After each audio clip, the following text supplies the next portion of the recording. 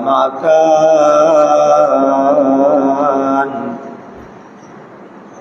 وإنسانا على إنسان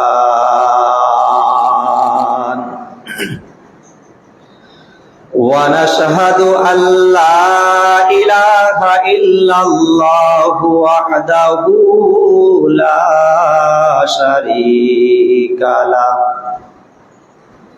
أما بعد فأعوذ بالله من الشيطان الرجيم بسم الله الرحمن الرحيم إنما المؤمنون الذين إذا ذكر الله وجلت قلوبهم وإذا تليت عليهم آياته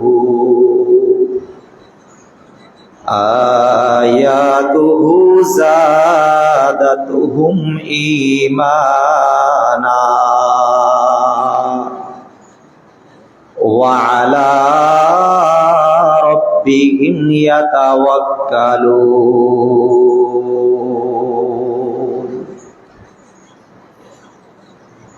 وقال تعالى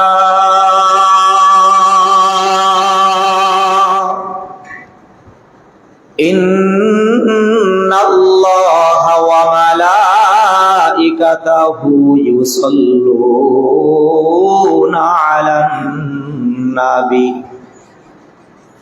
يا أيها الذين آمنوا صلوا عليه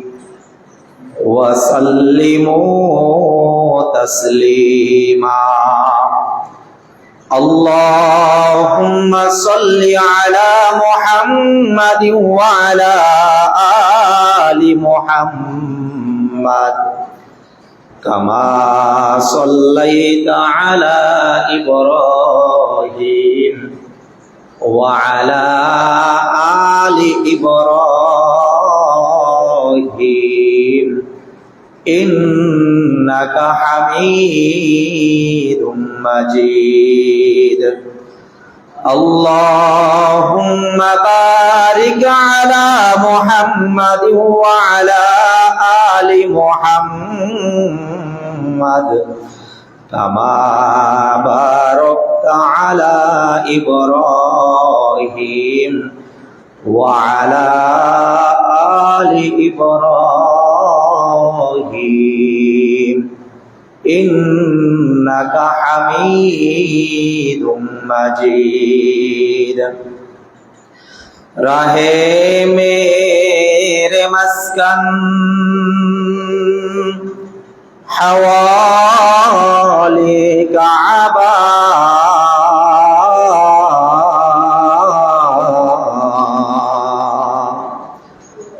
بنے میرے مدفن دیار مدینہ بلغ العلا بکمالہ کشف الدجا بجمالہ حسنت جمیع خصالہ صلوا علیہ وآلہ لا الہ الا اللہ لا الہ الا اللہ لا الہ জোরে লা ইলাহা ইল্লাল্লাহ লা ইলাহা ইল্লাল্লাহ লা ইলাহা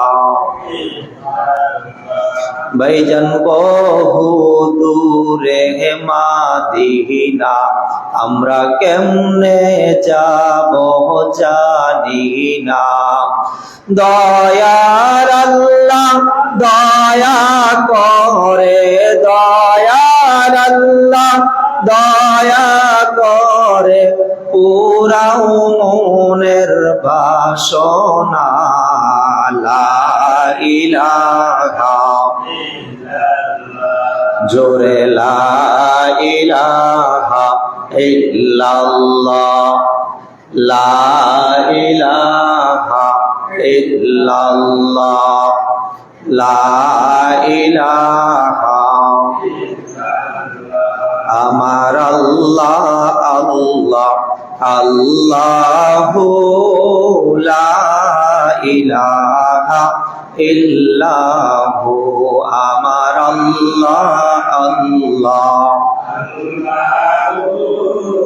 লা ইলাহা ইল্লাহু আল্লাহ আল্লাহ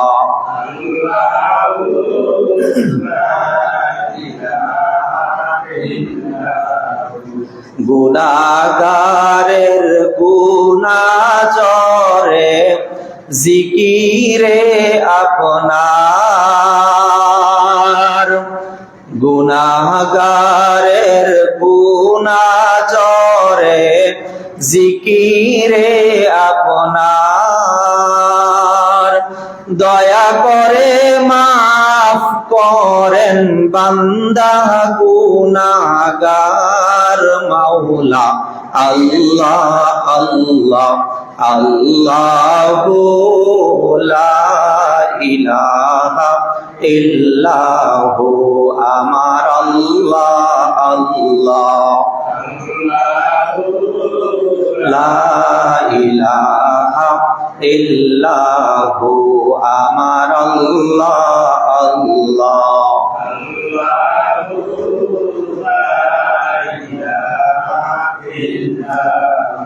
মউতের তুফান বইবে যখন প্রভু গো আমরার, মউতের তুফান বইবে যখন প্রভু গো আমরার, দয়া করে রহম কইরেন বান্দা গুনাহগার মাওলা, আল্লাহ আল্লাহ আল্লাহু লা ইলাহা ইল্লাহু আমার আল্লাহ আল্লাহ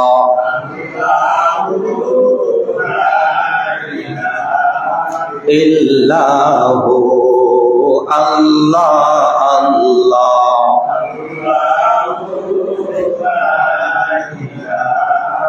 ইল্লাহু আমার আল্লাহ আল্লাহ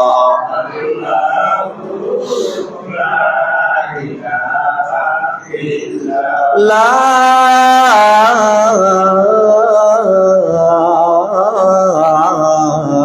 ইলাহা ইল্লাল্লাহু মুহাম্মাদুর রাসূলুল্লাহ সাল্লাল্লাহু আলাইহি ওয়াসাল্লাম। আলহামদুলিল্লাহ,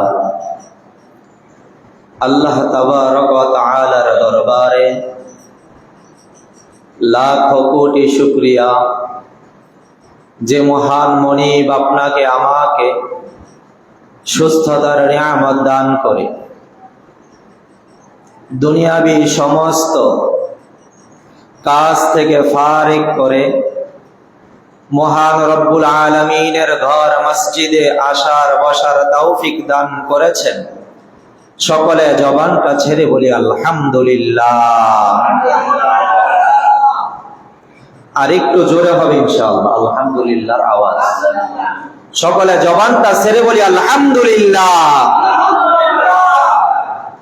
আলহামদুলিল্লাহ। সূরাতুল আনফালের দ্বিতীয় নাম্বার সূরার দ্বিতীয় নাম্বার আয়াত তেলাওয়াত করেছি। এই আয়াতের মধ্যে আল্লাহ রাব্বুল আলামিন কি শুনলে মুমিনদের ঈমান বাড়ে এই সম্পর্কে আলোচনা করেছে।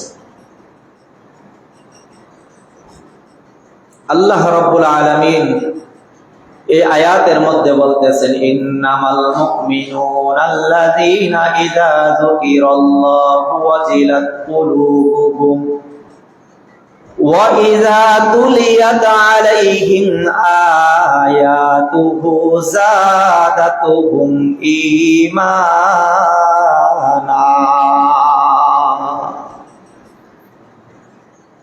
আল্লাহ রাব্বুল আলামিন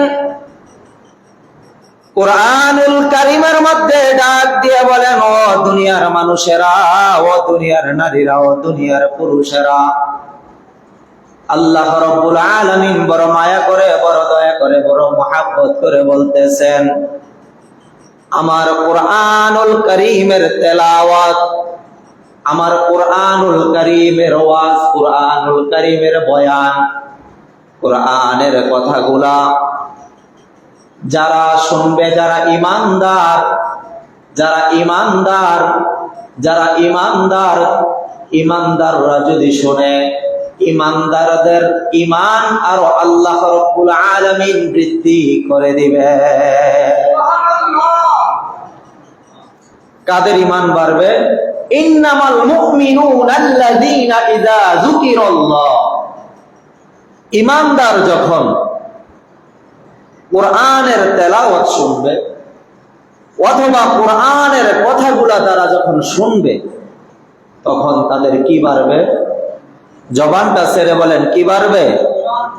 ঈমান বাড়বে। কুরআনের তেলাওয়াত শোনার পরেও, কুরআনের ওয়াজ শোনার পরেও, কুরআনের তাফসীর শোনার পরেও, কুরআনের ব্যাখ্যা শোনার পরেও, কুরআনের ওয়াজ শোনার পরেও যদি আমার ঈমান যদি না বাড়ে, তাহলে বোঝা যাবে যে আসলে আমার ঈমানে সমস্যা আছে। কারণ যেহেতু আল্লাহ রাব্বুল আলামিন বলেছেন ঈমানদারদের ঈমান কুরআনের তেলাওয়াত শুনলে বাড়বে, অথবা এর ব্যাখ্যা এরকম হতে পারে, ঈমানদারদের ঈমান কুরআনের ওয়াজ শুনলে বাড়বে, ঈমানদারদের ঈমান কুরআনের তাফসীর শুনলে বাড়বে, ঈমানদারদের ঈমান কুরআনের ওয়াজ শুনলে বাড়বে। যেখানে ঈমানদার কুরআনের তেলাওয়াত শুনবে, সেখানে ঈমানদারের ঈমান বেড়ে যাবে।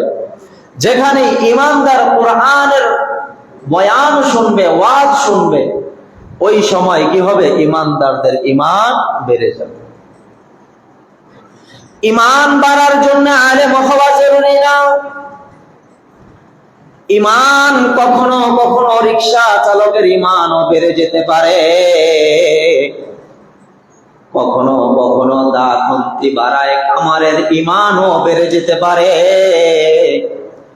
কখনো কখনো একজন শ্রমিক নিম্ন মানের কাজ করে, তার ঈমান ও কুরআনের তেলাওয়াতের বদৌলতে, রব্বুল আলামিনের মুহাব্বতের বদৌলতে তার ঈমান বেড়ে যেতে পারে।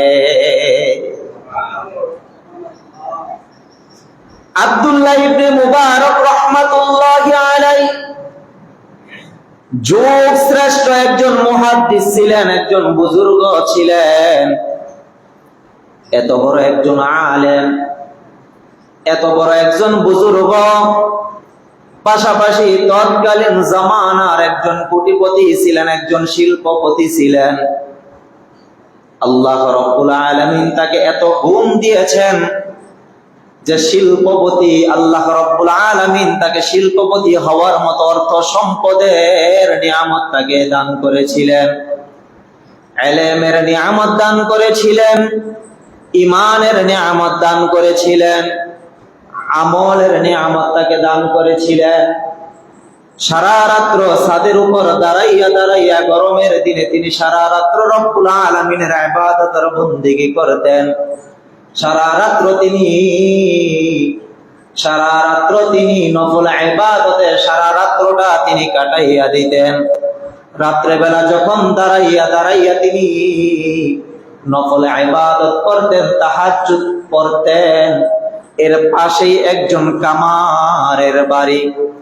গরমের কারণে কামার দিনের বেলা আগুনের সামনে বৈশা লোহা পিটাইতে পারতো না, দা খুন্তি কুড়াল বানাইতে পারতো না। রাত্রে বেলা কামার যখন তার জীবিকার তাগিদে যখন সে লোহা পিটাইতো, আর ওই যে আব্দুল্লাহ ইবনে মুবারক রাত্রে বেলা ছাদের উপরে দাঁড়াইয়া দাঁড়াইয়া ইবাদত করতেন। আর যখনই তিনি কি করতেন, বড় বড় গলায় যখন তিনি তেলাওয়াত করতেন, কামার নিজ থাইকা আব্দুল্লাহ ইবনে মুবারকের দিকে তাকাইয়া তাকাইয়া তিনি চোখের পানিগুলা ছাড়তেন। আর তিনি আফসোস করে রব্বুল আলামিনকে তিনি ডেকে ডেকে বলতেন, রব্বুল আলামিন, তুমি আমাকে তো আব্দুল্লাহ ইবনে মুবারকের মতো আমাকে এত বড় আলেম বানাও নাই, আব্দুল্লাহ ইবনে মুবারকের মতো তুমি আমাকে কোটিপতি বানাও নাই, ধনী বানাও নাই। ওগো রব্বে কারীম আল্লাহ, আব্দুল্লাহ ইবনে মুবারক সারা রাত্র ছাদের উপর দাঁড়াইয়া দাঁড়াইয়া সে তোমার ইবাদতের বন্দেগী করে, আমি আমার জীবিকার তাগিদে তোমার নফল ইবাদত গুলা করতে পারি না। ওগো রব্বে কারীম আল্লাহ, আমাকে যদি তুমি ধনী বানাইতা, আমিও আব্দুল্লাহ ইবনে মুবারকের মতো সারা রাত্র দাঁড়াইয়া দাঁড়াইয়া তোমার ইবাদতের বন্দেগী করতাম। কামার যখন এইভাবে তিনি কি করত, আফসোস করত। আব্দুল্লাহ ইবনে মুবারক রাহমাতুল্লাহি আলাইহি বাবা একটা সময় যখন দুনিয়া থেকে বিদায় হয়ে যায়, আল্লাহর বান্দা কামার দুনিয়া থেকে বিদায় হয়ে যায়, কিতাব প্রমাণ করে ইবনে মুবারকের একজন ছাত্র স্বপ্ন যুগে দেখতেছেন আব্দুল্লাহ ইবনুল মুবারক রাহমাতুল্লাহি আলাইহি জান্নাতের মধ্যে ঘুরতেছে। ডাক দিয়ে বলে, উস্তাদ জি, ও বুজুর্গ, আল্লাহর ওলি, আল্লাহ রাব্বুল আলামিন আপনাকে জান্নাত দান করেছেন। আব্দুল্লাহ ইবনে মুবারক রাহমাতুল্লাহি আলাইহি ডাক দিয়ে বলে, ওগো আমার ছাত্র, আমাকে মহান রব্বুল আলামিন যতটুকু জান্নাত দান করেছেন, ওই যে আমার বাড়ির পাশের কামার রাত্রে বেলা লোহা পিটাইতো, যখনই তাকাইতাম তার দিকে দেখতাম তার চক্ষুগুলা বেয়ে বেয়ে পানি পড়তেছে। ওই যে কামারের জান্নাত আমি আব্দুল্লাহ ইবনে মুবারকের জান্নাতের চাইতে বড় জান্নাত।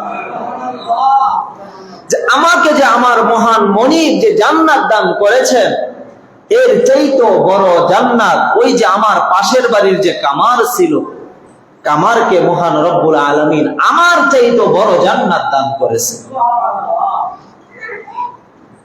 ওই যে বুজুর্গ দেখনেওয়ালা, ওই যে স্বপ্ন দেখনেওয়ালা বুজুর্গ সঙ্গে সঙ্গে চলে যায় কামারের বাড়িতে। কামারের বাড়িতে গিয়ে আসসালামু আলাইকুম ওয়া রাহমাতুল্লাহ দরওয়াজার সামনে গিয়ে যখন সালাম প্রদান করে, ভিতর থেকে সালামের যখন জবাব আসে, সঙ্গে সঙ্গে ডাক দিয়ে বলে, মা, আপনার কাছ থেকে একটা তথ্য শুনতে এসেছি। আপনার স্বামী তো কামার ছিল, কোরআনও পড়তে পারতো না, অত বড় বুজুর্গ ছিল না, সারা রাত্র ভর সে লোহা পিটাইতো। কিন্তু আব্দুল্লাহ ইবনুল মুবারক তো ছিল একজন বুজুর্গ, পাশাপাশি ছিলেন একজন মুহাদ্দিস, একজন শাইখুল হাদিস, একজন প্রখ্যাত আলেম। তৎকালীন জামানার সবচাইতে বড় বুজুর্গ, বড় আলেম ছিল আব্দুল্লাহ ইবনুল মুবারক।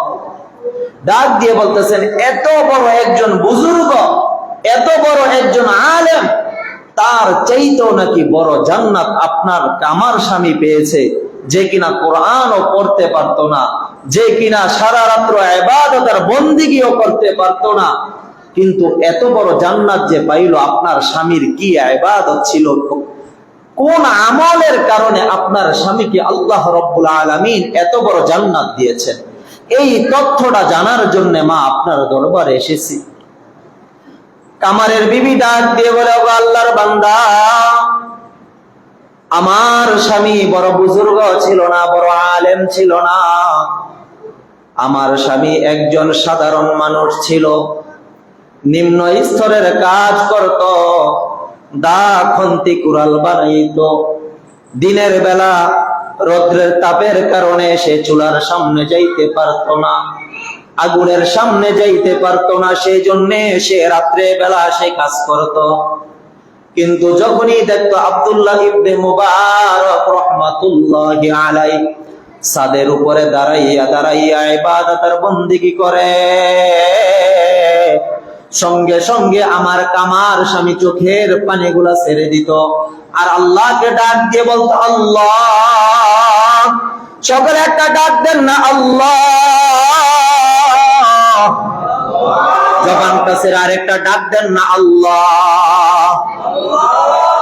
এইভাবে যখন আল্লাহকে যখন চিৎকার করে করে তখন ডাকতো আর বলতো, রব্বে কারীম আল্লাহ, আমি আমার বিবি বাচ্চার জীবিকার তাগিদে আমি ইবনুল মুবারকের মতো আমি তাহাজ্জুদ করতে পারি না।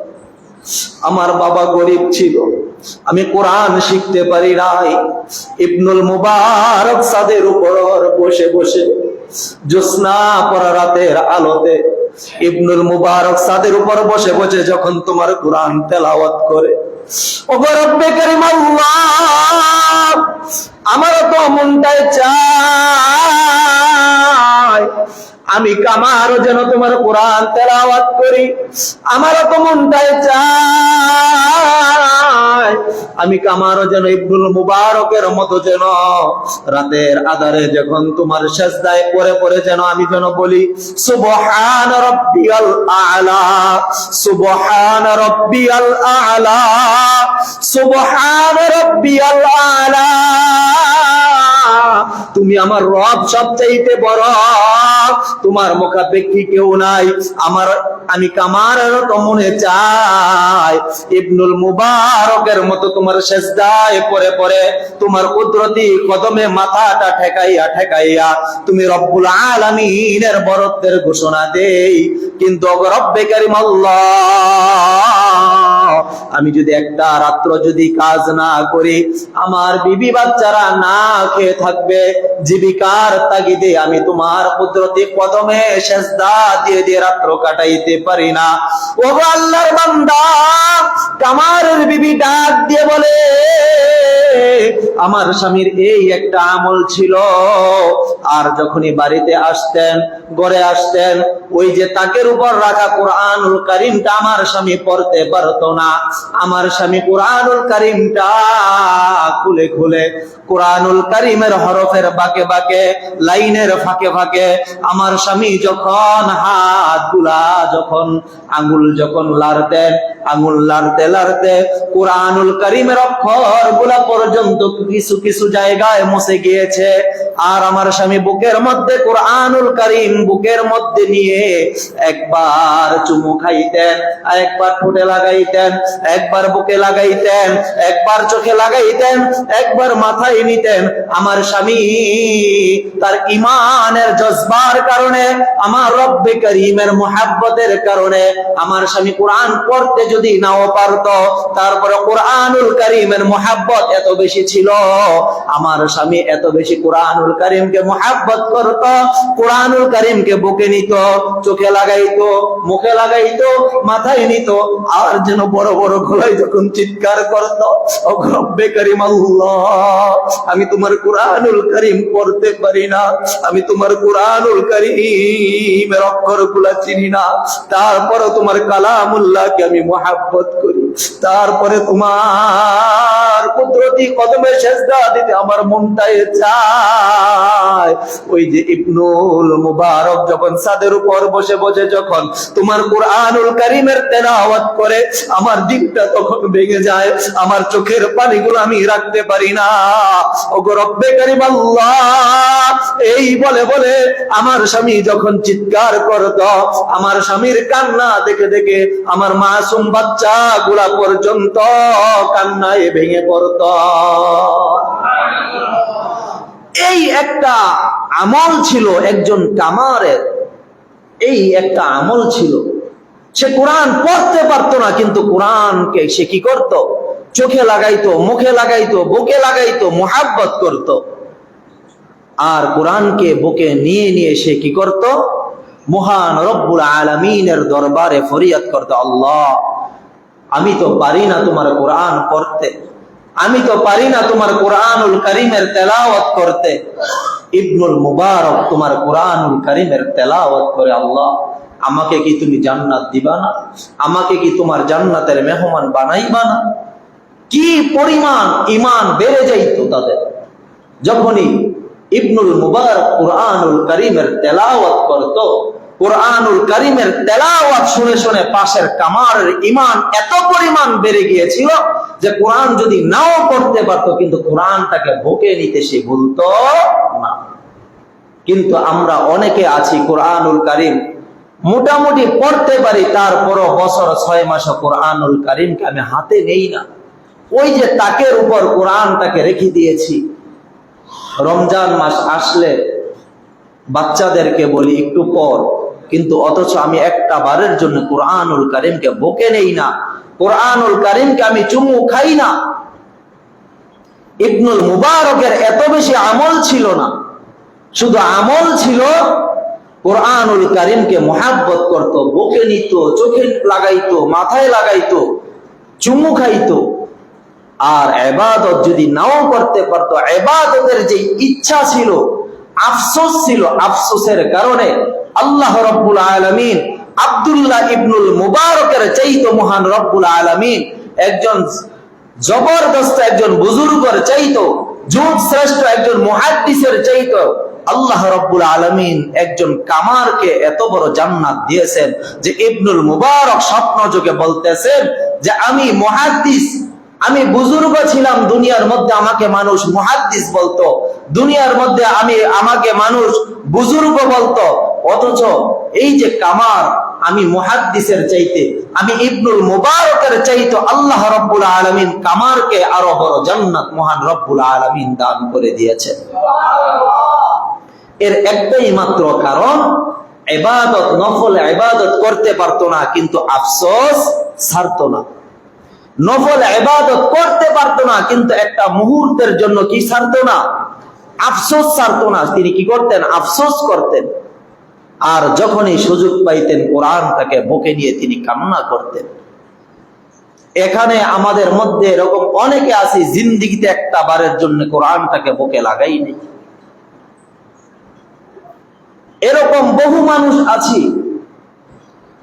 আচ্ছা বলেন তো দেখি, এই যে মিম্বারের যে কাঠটা আর এই যে ঘরের মধ্যে যে বেড়া লাগাইছেন কাঠ, একই কাঠ? হ্যাঁ, কাঠ কি একই? তার মূল্য কি এক? না। নবীর সুন্নাতের সঙ্গে মিলার কারণে এই মিম্বারটার দাম বেড়ে গিয়েছে। চাইলেই এই মিম্বারে যে সে বসতে পারবে না। এই যে কাঠের একটা লেহাল, এটার দাম আর ওই যে বেড়ার চৌকাঠের কাঠ, দুইটা কি একই দাম? না। কোরআনুল কারীম এই কাঠের সঙ্গে লাগার কারণে কাঠের দাম বেড়ে গিয়েছে। একই গাছের কাঠ, একই গাছের কাঠ, একই কাঠ, বরঞ্চ ঘরের মধ্যে লোহা কাঠ দিয়ে, আপনার আমি ঘরের মধ্যে লোহা কাঠ দিয়ে লাগাই, কি লোহা কাঠ লাগাই না? দুনিয়ার বাহ্যিক দৃষ্টিতে লোহা কাঠের দাম বেশি না সাধারণ কাঠের দাম বেশি? জবানটা ছেড়ে বলেন। কিন্তু যদিও লোহা কাঠের দাম বেশি, 4500 টাকা, 5000 টাকা কেবি, আর একটা সাধারণ কাঠ 1400, 1500, সর্বোচ্চ 1200 টাকা কেবি। কিন্তু 1200 টাকা কেবির এক টুকরা কাঠের মূল্য তখনই বেড়ে যায় যখনই এর মধ্যে কোরআনুল কারীম লেগে যায়।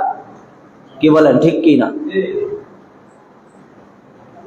তো এই যে কাঠের সঙ্গে কোরআনুল কারীম লেগে যাওয়ার কারণে কাঠের দাম যদি বেড়ে যায়, যে মানুষটার সঙ্গে কোরআনুল কারীম লেগে যায় যে মানুষটার সিনার সঙ্গে কোরআনুল কারীম লেগে থাকে, যে মানুষটার চোখের সঙ্গে কোরআনুল কারীম লেগে থাকে, যে মানুষটার মাথার মধ্যে কোরআনুল কারীম লেগে থাকে, যে মানুষটার ঠোঁটের সঙ্গে কোরআনুল কারীম লেগে থাকে, ওই মানুষটার দাম মহান রব্বুল আলামিনের কাছে কত দামি একটাবার চিন্তা করে দেখেন। আমরা যারা কোরআনুল কারীম তেলাওয়াত করতে পারি না, কম পক্ষে দিনে একবার হলো মসজিদে আসছি, এখান থেকে একটা কোরআনুল কারীম বুকে নিয়ে একটা চুমু দিয়ে তারপরে রাখবো ইনশাআল্লাহ। ইনশাআল্লাহ আশা করা যায় আল্লাহ রাব্বুল আলামিন ওই যে আব্দুল্লাহ ইবনুল মুবারকের পাশের বাসার কামারের মতো মহান রব্বুল আলামিন আপনার আমার মর্যাদা বাড়ায়া আল্লাহ রাব্বুল আলামিন চাইলে এর চাইতে বড় জান্নাত আপনাকে আর আমাকে দিতে পারে কিনা? জবানটা ছেড়ে বলেন, দিতে পারে কিনা? ভয় লাগে? যদি কবুল হয়ে যায় এই জন্য কি আসতে বলতেছেন, দিতে পারে কিনা? জবানটা ছেড়ে বলেন, আপনার আমার হায়াতের মালিক কে? রিজিকের মালিক কে? সম্মানের মালিক কে? এই কপালটা দিয়ে কাকে সেজদা করব? শুধুমাত্র কাকে? একমাত্র আল্লাহকে। রাজি আছি তো ইনশাআল্লাহ? নফল ইবাদত করতে পারে নাই, তার জন্য আফসোসের কারণে যুগ শ্রেষ্ঠ একজন মুহাদ্দিসের চাইতে একজন কামারের মূল্য বেড়ে যায়, যুগ শ্রেষ্ঠ একজন বুজুর্গের চাইতে কামারের জান্নাত বড় হয়ে যায়। আপনার আমি যদি এই পরিমাণ আফসোস যদি করতে পারি, ওই পরিমাণ আকাঙ্ক্ষা যদি আপনার আমার যদি করতে পারতাম, তাহলে আল্লাহ রাব্বুল আলামিন আপনার আমার জন্য এর চাইতে বড় জান্নাত রিজার্ভ রেখেছেন। কি বলেন, ঠিক কিনা? জান্নাতের জন্য কি আপনাকে আমাকে জান্নাত দিতে গিয়ে কি জান্নাত শর্ট পড়ে যাবে? জবানটা ছেড়ে বলেন, জান্নাত শর্ট পড়ে যাবে? ছোট্ট একটা জান্নাত যে পাবে, সেও পাবে এই দুনিয়া পরিমাণ আরো 10টা দুনিয়ার সমান। সকলে জবানটা ছেড়ে বলেন না আচ্ছা বলেন তো দেখি, এই দুনিয়াটা আপনার আমি কয় দিনে ঘুরে শেষ করব? কয় দিনে? দুনিয়ার শুরু থেকে শেষ পর্যন্ত কয় দিনে ঘুরে শেষ করতে পারবো? এখানে কেউ আছি? পারবো না। দুনিয়ার কোন মানুষ পারবে না যে এই ছোট্ট একটা দুনিয়া তার হায়াতে জিন্দেগিতে সে কি করবে, এই মাথা থেকে ওই মাথা পর্যন্ত ঘুরবে, পারবে না। দুনিয়ার কোন রাজা বাদশাহ কি পারবে না। কিন্তু আল্লাহ রাব্বুল আলামিন যাকে ছোট্ট একটা জান্নাত দিবে, এই দুনিয়া পরিমাণ আরো 10টা দুনিয়ার সমান। তাইলে চিন্তা করে দেখেন যে জান্নাত, ছোট্ট একটা জান্নাত, সবচাইতে নিম্নমানের সবচেয়ে ছোট্ট যে জান্নাতের আয়তন হবে, ওই জান্নাতটা কত বড় হবে। আল্লাহ রাব্বুল আলামিন আপনাকে আমাকে ফরজ নামাজগুলা সঠিকভাবে আদায় করার পাশাপাশি নফল ইবাদত করার তৌফিক দান করুক। সকলে বলেন আমিন। ওয়া আখির দাওয়ানা আনিল হামদুলিল্লাহ।